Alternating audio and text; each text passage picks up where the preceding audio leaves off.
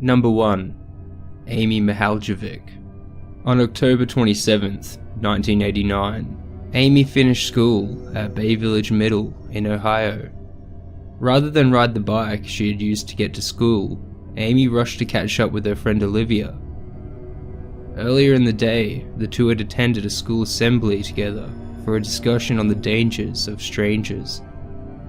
Olivia asked Amy why she was walking with her, as her house was not in the same direction. Amy told Olivia she was meeting someone and walks with her a quarter-mile down the road to a shopping center near the school. When they pass the plaza, Amy walks to the Baskin-Robbins and waits near a bench outside. A group of boys in the same year as Amy see her, and one of them shouts out, but Amy ignores him. Another girl named Maddie sees this happening and suspects the boys are picking on Amy and keeps an eye on her. Maddie sees a man with thick and bushy hair, wearing a beige windbreaker, button-up shirt, and khakis, approach Amy. The man leans down and whispers something in Amy's ear. Maddie believes this to be Amy's father, as she has never met him, and watches as he puts an arm around Amy's shoulder, leading her away. This is the last time Amy is seen until her body is discovered on February 8th, 1990, in a field close to the road off County Road 1181, Ruggles Township, in Ashland County, Ohio. Evidence suggests her body was dumped in this location shortly after her abduction. Amy's horse riding boots, her denim backpack, a binder with Buick Best in Class written on the front clasp, and her turquoise earrings in the shape of horse heads were missing, leading police to believe the killer had taken them as souvenirs. What Amy had not mentioned to Olivia, but told her brother Jason and her friend Christy, was that she'd received a phone call from a man during the week while home alone. The man had told Amy he worked with her mother and she had received a promotion. He then asked if Amy would come shopping with him to pick out a present for her mother, going on to say it was a surprise and not to tell her mother about it. In 2006, it was later revealed several other girls in the Bay Village area had received similar phone calls to Amy, just weeks before she had gone missing.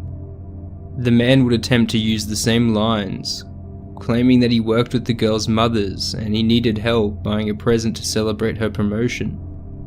What made this more worrying was the fact some of these girls had unlisted phone numbers, meaning the unidentified man would have had to obtain these somehow. What investigators found was all of the girls contacted had visited the Lake Erie Nature and Science Center, which had a visitor's logbook by the front door, leading investigators to believe the girls may have signed the book and added personal information including phone numbers and addresses. The Bay Village Police and FBI conducted extensive investigations, generating thousands of leads and dozens of suspects. Despite these leads and over 20,000 interviews that have taken place, no one has been charged with the murder of Amy Mihaljovic. In late 2013, investigator Phil Torsney returned from his retirement to continue working on the case. Torsney stated his belief Amy had been transported outside of Bay Village after she was kidnapped, and the murder likely took place in Ashland County, an area the killer was likely familiar with. In 2016, investigators found dog hairs, similar to Amy's family dog, on a blanket and curtain believed to have been used to conceal Amy's body. Police believe there could be a possible link between Joseph Chandler III, a fugitive identity thief who had committed suicide in July 2002. However, to this day, the case has not been solved. Number 2. Deanna Kremen. On March 29th, 1995, 17-year-old Deanna Kremen went about her usual routine, going out with friends and visiting her boyfriend. But when she was not home by her 10 p.m. curfew, Deanna's mother attempted to reach her on her pager and became worried when her attempts were unsuccessful. 8 a.m. the next day, Deanna's body was found behind a senior housing complex. It was found by the two children she would babysit as they took a shortcut to school. Deanna had been strangled, undressed, and sexually assaulted.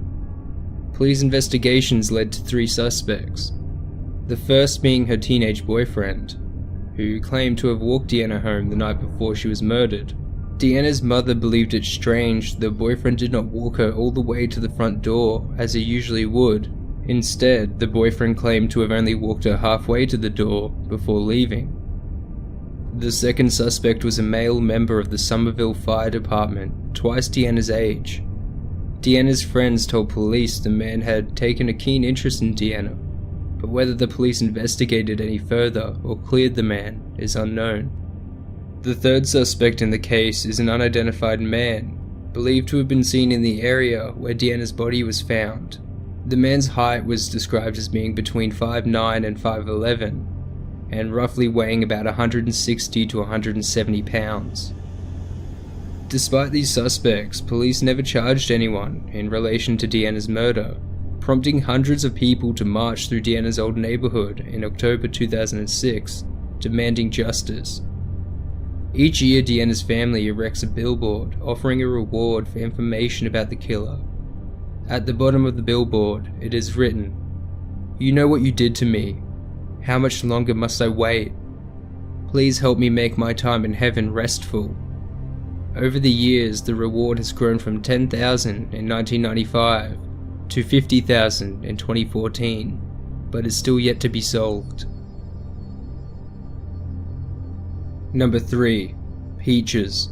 On June 28, 1997, a hiker discovered a woman's dismembered torso on the west side of Lake Drive, New York, in a Rubbermaid container with a red towel and floral pillowcase, with the head, both arms and both legs below the knee, severed and missing.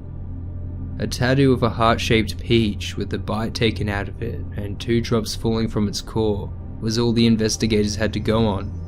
This tattoo led to the nickname Peaches by investigators, and police published a photo of the tattoo in a national tattoo magazine in the hopes of finding the artist that did the work. Stephen Cullen, a tattoo artist in Connecticut, called police after seeing it and claimed he remembered doing the tattoo. Cullen said he remembered the customer as a young black woman, about 18 or 19 years old, who was accompanied by 2 women, an aunt and a cousin. During the session, he also claimed she told him she was either from the Bronx or Long Island, and that she was in Connecticut because she was having trouble with her boyfriend at the time.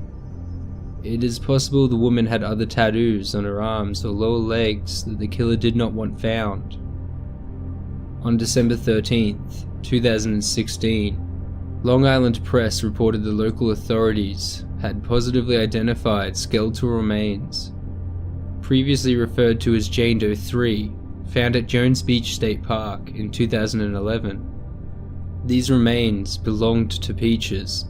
Remains of a child were also found in 2011, east of Cedar Beach, with DNA testing identifying Peaches as its mother. With these findings, Peaches is now believed to be a potential early victim of the Long Island serial killer.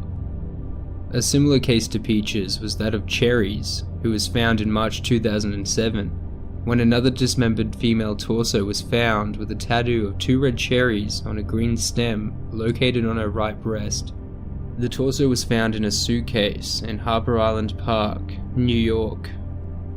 Inside the suitcase, police found a pair of grey Champion sweatpants, a tan or cream-coloured long-sleeve shirt by Voice, and a red camisole bearing Spanish-language labels. In the crevice of the suitcase, small scraps were found and pieced together to reveal what looked like a calendar with the Spanish word cinco and the phrase "begin to live." Though Cherries was also decapitated and dismembered, police believe the cause of death was a stab wound to the torso, and unlike Peaches, both of Cherries' legs were found when they washed up on the shore of a beachfront estate in Oyster Bay, New York.